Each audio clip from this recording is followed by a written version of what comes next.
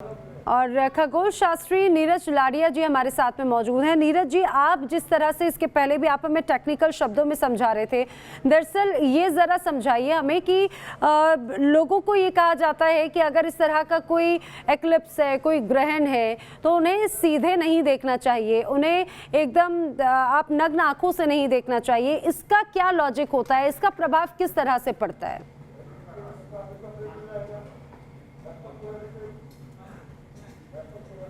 जो ग्रहण होता है ना, उसमें हमें ये लगता है कि जो सूरज है ना, वो चांद के सामने आने से उसकी रोशनी कम हो गई है।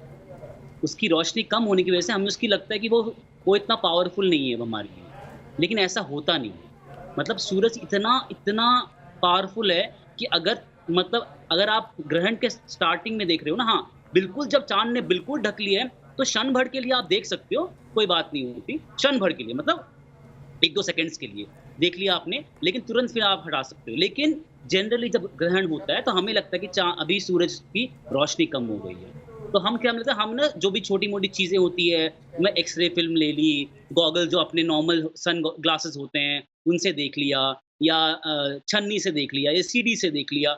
इन चीज़ों से देखते हुए हमें लगता है कि ना हम आराम से देख सकते हैं, कुछ नहीं होगा। लेकिन उसमें क्या होता है, अभी सूरज की रोशनी इतनी ज़्यादा अभी भी है। आपको मैं नॉर्मली बोलूँ, आप चाँद को देखोगे? नहीं देखोगे ना आप, क्योंकि आपको पता है चाँद की रोशनी बहुत ज़्यादा है। मतलब ग्रहण के टाइम पे भी चाँद की रोशनी बहुत कम नहीं होती है, लेकिन हमें लगता है अब हमें देखना है तो हम कुछ भी जो हमारे सामने है। लेकिन नीरज जी, जिस तरह से इसके पहले भी आपने बताया कि ये खगोलीय घटना है, इस तरह के हमेशा हम ग्रहण देखते हैं, लेकिन इस बार लगभग 98% जो है वो सूर्य पूरी तरह से ढका हुआ नजर आता है। ये काफी समय के बाद में ऐसा नजर आ रहा है। दो ग्रहण होते हैं, एक से हम कहते हैं टोटल सोलर एक्लिप्स जी, एक होता है एनुलर सोलर एक्लिप्स। जी, इस वाला एनुलर सोलर एक्लिप्स है। एनुलर का मतलब होता है एनुलस, रिंग दिखती है। वो तभी पॉसिबल होता है जब चांद की जो साइज है वो अर्थ पृथ्वी से देखते हुए थोड़ी सी छोटी नजर आती है, तो चांद सूर्य को पूरी तरह नहीं ढक पाता है। इसीलिए हम कहते हैं सूर्य के आसपास एक रिंग नजर आती है, जो आप कह रहे हैं 98%। जी। अभी जब हमने 26 दिसंबर को देखा था तो उससे कम था थोड़ा, तो रिंग और प्रोमिनेंट थी उसमें। इस बार रिंग और पतली हो गई है, क्योंकि चांद इतना भी छोटा नहीं है, वो ऑलमोस्ट पूरे सूरज को ढक पा रहा है। लेकिन कभी अभी दिसंबर में दोबारा आने वाला एक्लिप्स, टोटल सोलर एक्लिप्स आने वाला है। उसके अंदर क्या हुआ, चांद सूरज से थोड़ा बड़ा है, तो वो क्या कर पाता है, वो पूरे सूरज को ढक देता है, तो उसे हम कहते हैं टोटल सोलर एक्लिप्स। तो ये कुछ नहीं है, ये सिर्फ एक फिनोमेना है। जब चांद की दूरी हमसे थोड़ी ज्यादा हो जाती है तो चांद थोड़ा छोटा नजर आता है, जब चांद थोड़ा हमसे पास होता है तो थोड़ा बड़ा नजर आता है। जब पास होते हुए अगर एक्लिप्स होगा तो टोटल सोलर एक्लिप्स होगा, जिसमें पूरा चांद सूरज को ढक लेगा, और अगर थोड़ा दूर होगा तो थोड़ा छोटा होगा, तो एक में रिंग नजर आएगी। तो अभी ना काफी बीच में है, मतलब ऑलमोस्ट चांद की साइज जो है ना वो सन के बराबर है। मतलब बराबर तो नहीं है पर थोड़ी सी कम है, तो इसलिए बहुत पतली सी रिंग नजर आ रही है। जहां से भी आपने देखा, देहरादून, तहरी, जहां से भी, सूरतगढ़, जहां से भी लोग देख रहे हैं, वहां से आपको रिंग नजर आए। बिल्कुल नीरज जी, आपका मैं दोबारा रुक करूंगी, लेकिन फिलहाल मेरे सहयोगी सैयद आमिर इस समय जुड़ रहे हैं, दिल्ली से हमारे साथ में हैं। सैयद आमिर, मुझे लग रहा है कि आप तो लगातार जो सूर्य ग्रहण है वो देख भी रहे हैं, हमारे दर्शकों को दिखा भी रहे हैं। क्या अभी भी सूर्य ग्रहण नजर आ रहा है? यहाँ पर मौसम अभी भी ठीक वैसा ही है जो कुछ देर पहले था?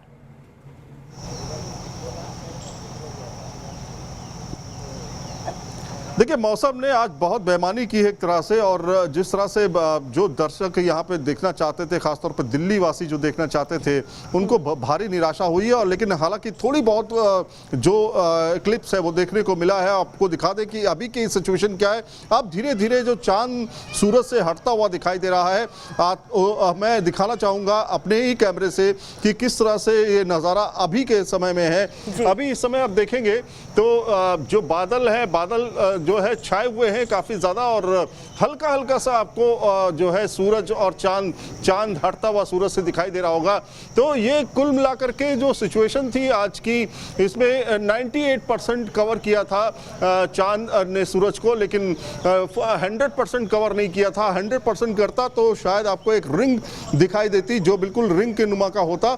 और ये जो दृश्य है, ख़ासतौर पर ये सालों में एक बार ऐसी घटना होती है। अब बताया जाता है है कि 19 साल बाद इस तरह की खगोलीय घटना होगी जब जो चांद है वो सूरज को पूरी तरह से ढकेगा। तो कुल मिलाकर के दो लोगों के अंदर उत्सुकता बहुत थी। आज लोग घर से निकले, बाहर अलग अलग तरह के चश्मे, जो सोलर चश्मे होते हैं वो लेकर के निकले, लेकिन उनको चांद सूरज का जो ये खेल था ये बहुत निराशा इसमें हाथ लगी, क्योंकि बादल सुबह से छाए हुए हैं। हम यहाँ पर तारामंडल पे लगातार बने हुए हैं, तस्वीरें दिखाने की पूरी तरीके से कोशिश कर रहे हैं कि किस तरह से जो पूरी खगोलीय घटना थी इसको कितना समय लगा, क्योंकि ये सबसे लंबा समय था एक तरह से माना जा सकता है।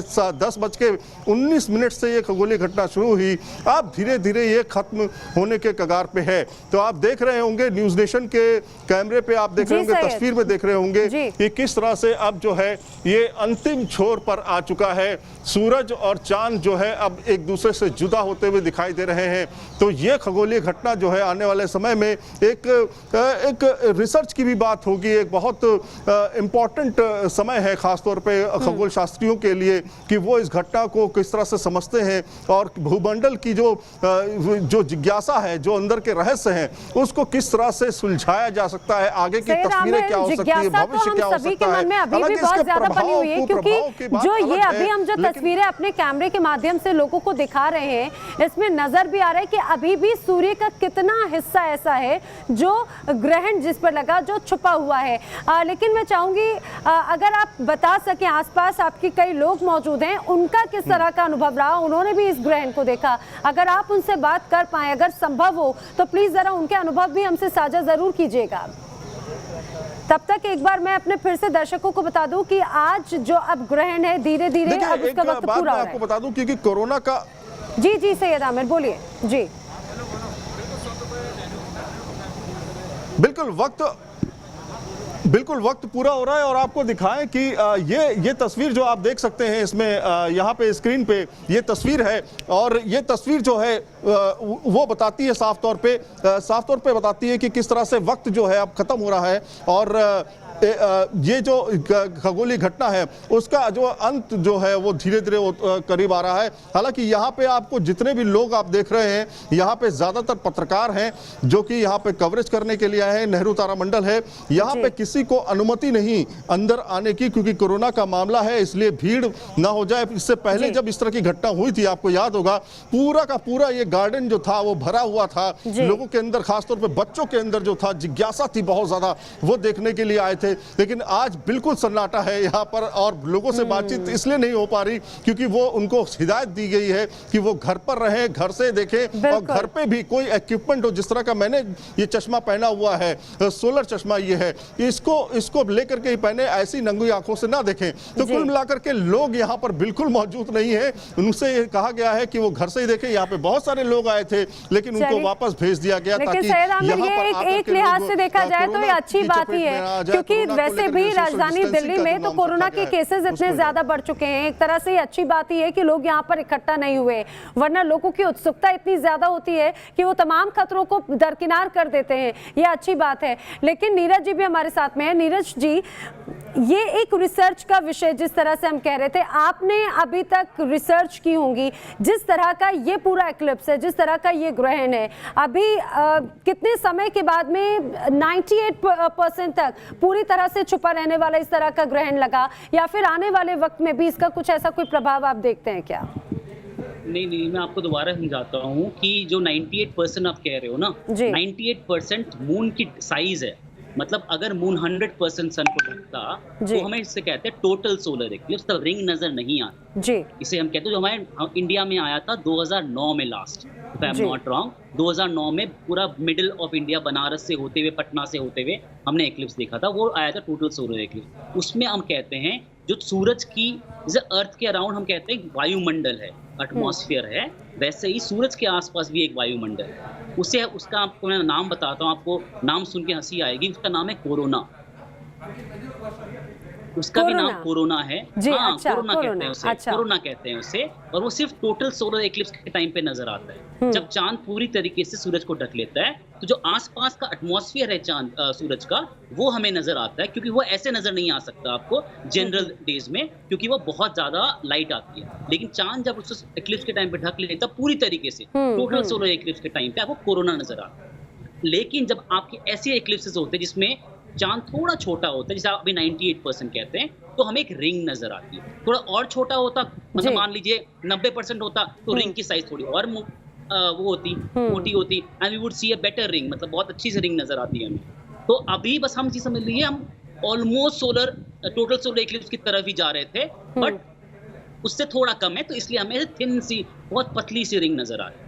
अब आपको मैं बता रहा हूँ, जो नेक्स्ट टोटल सोलर एक्लिप्स आ रहा है, जी। वो आ रहा है 2000 इसी साल में दिसंबर में आ रहा है। मेरे को अभी डेट याद नहीं आ रही, बट जी, यानी कि उसके लिए थोड़ा 20 इंतजार तारीख। तो करना पड़ेगा, लेकिन नीरज हाँ, जी लेकिन वो इंडिया में नजर नहीं आएगा, ये आपको बात अच्छा। बतानी पड़ेगी। वो इंडिया से नजर नहीं आ रहा, वो अच्छा। मेजरली आपको साउथ अमेरिका से नजर आ रहा है। हाँ, तो हाँ। आपको शायद चिले या अर्जेंटीना जाना पड़ेगा। इंडिया से जो अगला एक्लिप्स नजर आ रहा है, इफ आई एम जी। नॉट रॉन्ग, 2030 में नजर आ रहा है। जी। वो भी एक एनुलर सोलर एक्लिप्स है, वो साउथ इंडिया से नजर आएगा। और 2034 में एक आएगा, वो भी एनुलर सोलर एक्लिप्स है, वो अच्छा। पूरे इंडिया से नजर आएगा। तो आप सुनिए, ऑलमोस्ट 10 से 14 साल और हैं इंडिया में सोलर एक्लिप्स देखने के लिए। मेरे लिए तो इससे स्पेशल बात इस एक्लिप्स की नहीं हो सकती कि 10 साल 14 साल बाद दोबारा एक एक्लिप्स आने वाला है। तो इस बार देख लो, एंजॉय कर लो, अच्छे से देख लो सूरज ग्रहण को, एंड फिर 10-14 साल बाद वेट करना पड़ेगा। बिल्कुल, यानी कि 14 सालों के बाद में अभी इस तरह का आपको ये पूरा ग्रहण नजर आता है, और 14 से 15 सालों का इंतजार आपको और करना होगा। इसीलिए अभी ये जो तस्वीर है सैयद आमिर, तो ये तो जिज्ञासा तो हर किसी के मन में बहुत ज्यादा थी। तरह तरह की बात भी कही जा रही थी। आज 21 जून को लेकर कई तरह की बातें कही जा रही थी, खासतौर से कि मौसम में परिवर्तन बहुत आएगा। कई लोगों ने ये भी प्रेडिक्शंस किए थे कि भूकंप आ सकता है, ये जो पूरा ग्रहण है कई तरह के प्रभाव डाल सकता है।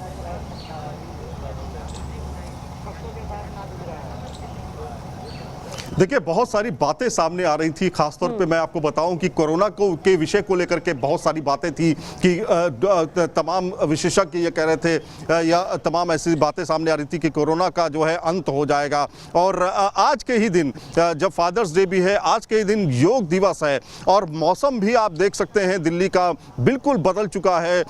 थोड़ी बहुत ठंडी हवाएं हैं, जिस तरह की गर्मी उमस दिल्ली वासियों के लिए थी वो बहुत ज़्यादा नहीं है। लेकिन आज जिस तरह से सूर्य ग्रहण हुआ, सूर्य ग्रहण का जो वक्त था वो अगर देखा जाए तो 10:20, 10:19 से इसकी शुरुआत होती है। और अभी भी मैं देख रहा हूं तो थोड़ी बहुत रिंग जो है वो थोड़ा बहुत अभी बचा हुआ है मूवमेंट करने के लिए। चांद और सूरज के बीच में थोड़ा सा मूवमेंट रह गया है।